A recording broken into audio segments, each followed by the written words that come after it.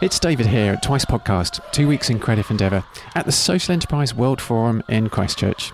We're going to dive straight into our day one panel with the great and good. It was going to be the fittest, but he couldn't make it. But we have got the foodest in the form of Beck. International Woman of Goodness, MK Kaplan. How are you doing today? Oh, I'm doing great. And, just can't help but giggle when I hear that term. Doing really well. Foodivore to New Zealand, Beck Stewart. It's so funny hearing that because the funny thing about me is that I run a catering company, but I'm actually not a great cook. Eating for the win. Now, yesterday introduced him as the coolest dude in the South. However, today some new information has come to light from Tamara, of all people, that he's a bit of a spy master. And we've got our very own George Smiley in the room. Anake Goodall. Thanks. I'm not well enough read to. I've got some homework to do here. I feel a bit, wrong-footed, but I think he was making a bit of a joke, but also a bit of a compliment as well. Well, I'm humbled again. Look, today is exciting, important. We've been building this canoe, this boat, for a long time. We've been preparing the launch pad, and today we've rolled the vessel down the slip, and it's in the water. So that's just very satisfying and very exciting. And we're now all at sea, or I'm all at sea anyway. You've already answered my question, Anake. I'll just roll straight to MJ and just get your initial impressions of day one. Well, the impressions are very positive, but I left with a bit of a creative tension from this morning. And I think it's the question of hope, which I think is very important. I mean, it's easy in the world we live in to feel hopeless. And I really appreciate several speakers who talked about how important it is that we are hopeful, and there was a question about that, and we did a survey. But I also heard several speakers say that we need to do truth-telling, and that we need to be really honest about what this work is about and how hard it is and what our challenges are to do it better, faster, to connect the dots across our, different efforts to do something bigger, faster.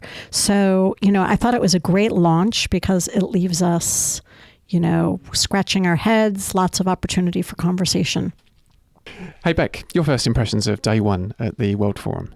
Look, impressions-wise, there is a lot of excitement in the air. I totally echo MJ that I felt like it was both hopeful and realistic. I guess my highlights were everyone singing It's Our Time with Susie Cato in the morning. Susie Cato is the MC for the 3 days. And she started singing it, and the whole conference room started, 1,500 people started singing it with her, which was quite magical and also probably quite confusing for our international visitors.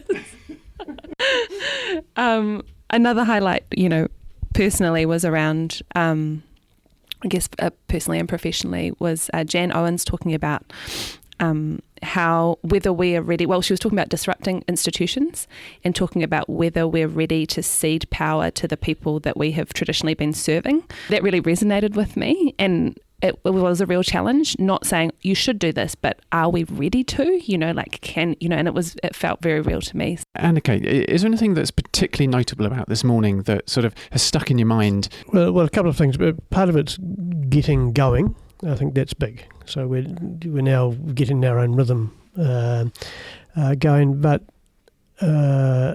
like you guys, I was really quite struck by the combination of speakers in the first plenary and the various vantage points. And I think provocative's a good word. And just it's a different way you can look at this. And there's another way you can look at this. And I think it opens it up and asks questions, and all very articulate in their own way, whether that was poetry or Peter doing some quite, here's some stuff to worry about. Here's why you should be losing sleep. But it's good though, because it's real. And I don't know, I've got a view, particularly sitting here, but there's a wonderful question in there. I can do a good number on cynicism. You say, the system's too big, the odds are too far stacked against us, so we're really just running around afterwards, picking up when we're allowed and doing some good things, but when the chips are down, you can't really move the game. I think it's a very real conversation about how much leverage we've got here. Are we up collectively for really shifting the game? So I appreciate the sort of honesty of that stuff, which is it's hard. They just are hard questions. And I am intrigued because I wonder whether we're all the people that condemned with the overgrown optimism gene. That's why we're here, because if we didn't have it, we'd be somewhere else. But that just reinforces what a joy it is to hang out with optimistic constructive people. Are you suggesting, though, that we're kind of in the honeymoon both of social enterprise in New Zealand and globally, but also that we are perhaps, that there's a false optimism there? In my roots, I'm very much of the optimistic mind. It's possible to see that things can be better, and it's people who believe that and then step into it against the odds, and despite the fact it's irrational, unquote, they get stuff done. So we talked a little bit about treaty settlements this morning. They hadn't been done once upon a time, and people used to say, well, no one would ever support that, and you can't do it, and here's not 100 things, 1,000 reasons why this would never work and can't be done. Some people held the vision that it could be done, and now it becomes normal. And so this is true of women's suffrage, and it's true of the big campaigns are led by that group who've A, got foresight, and B, they've got courage to come through. So that's where I come from, and that's my core belief. But I don't know, maybe it just strikes me as being very real to have doubts on the way through. Some of the stuff's hard, some of it's not very rewarding, it goes against you, and I think I certainly have those moments. You think, am I in the wrong game? Is this the wrong horse? Is it too soon? So I think it's real to talk about those dilemmas, but in the long view, I've no doubt that we're on the winning team here. You know, the mayor, she made a point of talking about this vision for the future, but she said, hopefully we don't need earthquakes to sort of get us all going. And when I was trained originally on an approach to organizational change, I was always taught that the pain has to be big enough to get people to be ready to make a change, but then pain alone is not enough. You need the vision. And then you just need to start to get on with it and start to really do the learning of what's working. Well, I think what's happening in the world is, for lots of people, for lots of different reasons, the pain's getting big enough. So, the question is, are we smart enough, and feeling the pain enough really, to get off our butts and get going. But the value, I think, that social enterprise has to the equation is we are very much part of the vision creation. And I actually, this might be heresy at a social enterprise conference, but I'm not so much about social enterprise per se. I think we're about the belief that being deeply grounded in culture and social impact, positive social impact, of course in financial sustainability and caring about the environment, that we have to do enterprise this way, all of us, ultimately. That's really the vision. It's not social enterprise per se. It's that we think all enterprise, frankly, should be like that. And so I think that's what's so exciting here is that I think we collectively hold that vision, and we know that our individual businesses won't necessarily, be the game changers, but there was that call for the more than the sum of the parts. And that's what excites me so much about being here. You've already given a very comprehensive notable, which was kind of in effect my second key question of the day. Were there any other notables that you wanted just quickly to pick out?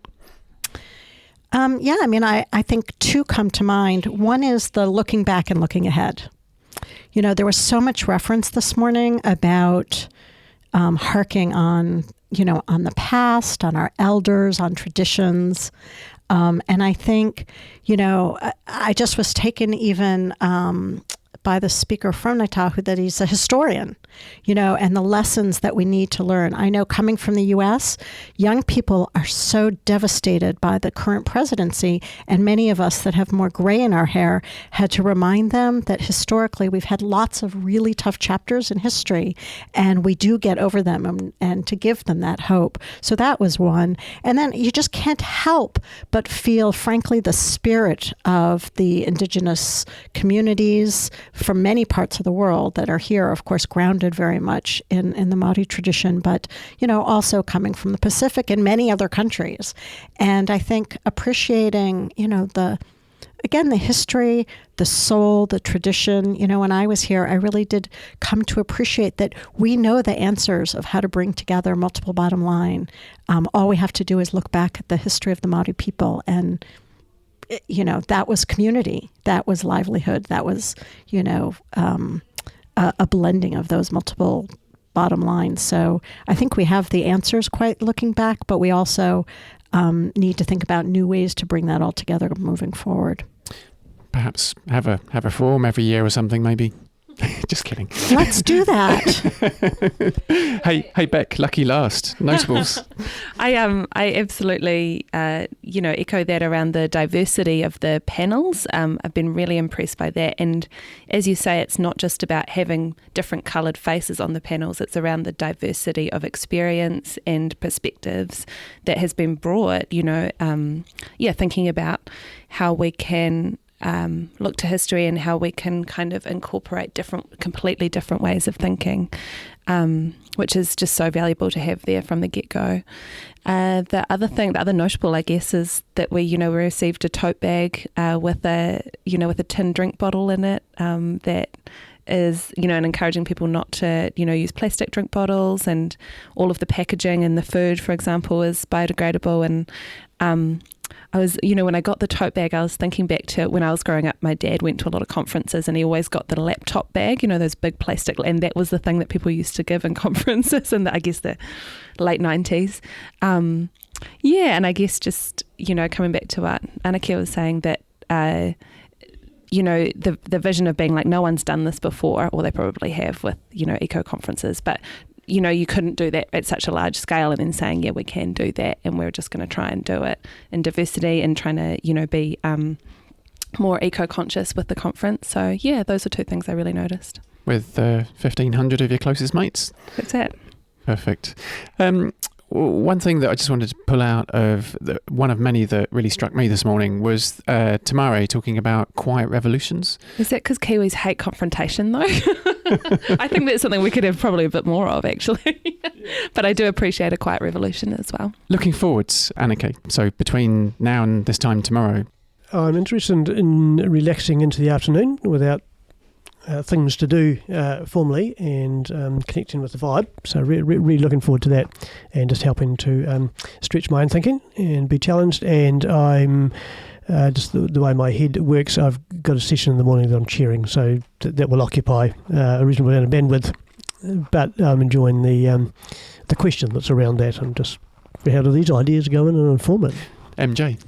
Oh gosh, well this will sound totally self-interested, but we're having a Lumio session this afternoon. So, yay, Lumio. 2 pictures in 2 days. Well, I work for Lumio, so, you asked me to speak. So, but it just reminds, we are practitioners, many of us. And, I'm here to meet lots of people and have a grand time, but actually I'm here to further my business. And, for us, meeting people that are curious about Lumio, that want to try it. We're talking to some investors. So this is about moving the agenda as much as we're going to have heaps of fun in the process. But yeah, so we're doing that a little bit this afternoon, and looking forward to it. So I like this. This is intentional, and it's use of the forum and the opportunity and the circumstances to do something with it. So plus one from me. We even have a special discount code for very serious forum participants. Come find me. Oh, superb. What about you, Beck? What are you looking out next 24 hours for? I'm going to be honest and say a beer tonight. So the thing with me is that I haven't, I knew this was coming up, but I've been so busy in the week before. We've done a number of new things that we've never done before with pomegranate. So I kind of showed up here on Tuesday night and I was like, oh yeah, this thing. And so it's been really nice to have this opportunity to step away from the business, to think really at a really high level, connect with people, but also just, I slept through the night last night, probably for the first time in a year. Which is really just crazy, but it's bloody boys. Wait, not like that. But and part of that is around being so in the business that I wake up in the middle of the night and I think about the number of spinach pies that we have to make the next day, and so it's been this real blessing to step away, relax, have a beer, meet some people, and think about some things. Yeah, so that's what I'm looking forward to generally. Any random acts of kindness you've just experienced at all? Can I just make the observation that no one person stands out, and I think this is remarkable. I think it's a real sign of the effort that goes in when there's nothing to notice, and so I've noticed that there's nothing to notice, and it's just a very smooth easiness about it. So I've just got enormous respect for the people that are doing all the little things that end up in that result. For me, in Spiral Gang, there are a lot of folks here, and they were the first. That was the first place I stepped out of the big tower of MSD when I came here, and I found deep humanity. So it's like coming home to family. So that's my first shout out. Yay and Spiral. Yay and Spiral. And I would say, I'm not sure, but I dashed off to grab a little lunch, and I think that was the space that a couple of years ago was called Gap Filler. The shout out is when I came here for the first time, which was about 4 years ago, I was taken around by Gap Filler and seeing the things that they were doing in, still it was more devastation than not. And it's just a shout out to them and all of the people that have been dealing with creating lemonade out of the destruction of the rubble, and singing and dancing and doing art and making friends literally in vacant lots. And so that's my shout out. Shout out to the resilience of Christchurch. Yahoo! Over a beer tonight. Any shout outs, Beck? I'm in a share house with some in-spiral cats, and also one of the girls from Arco, which is an architecture firm up in the far north that is working with young people to kind of co-design public buildings with them. So I was just hearing about that over breakfast this morning, and so shout out to them. That sounds really rad. Anake, where can we find you online? So I remember the Twitter one, which is first name, last name, is one word, Anake Goodall. Perfect. How about you, MJ? Well, same with Twitter, at MJ Kaplan RI. I'm from Rhode Island, so the RI stands for Rhode Island. How about you, Beck? Well, from this at the World Forum, I'll be tweeting from at pomegranate_NZ, and personally on at @bow_wrecker, and the same on Instagram, but probably won't be using those in the forum. You can find Twice Podcast on Twitter and Instagram at Twice Podcast, and me at David_Binstead. It just leaves me to thank George Foodie, also known as Beck. No worries. George Entrepreneur, also known as MJ. Thanks. George Smiley, also known as Anake. Tamari, again, being a bit of a troublemaker this morning. He likened Minister Alfred Naro to, was it the Pacific People's George Clooney? Which I thought was fantastic. All right. I think that's us done for the day. I'm going to get into the edits and look forward to seeing you all tomorrow. See you tomorrow. Bye.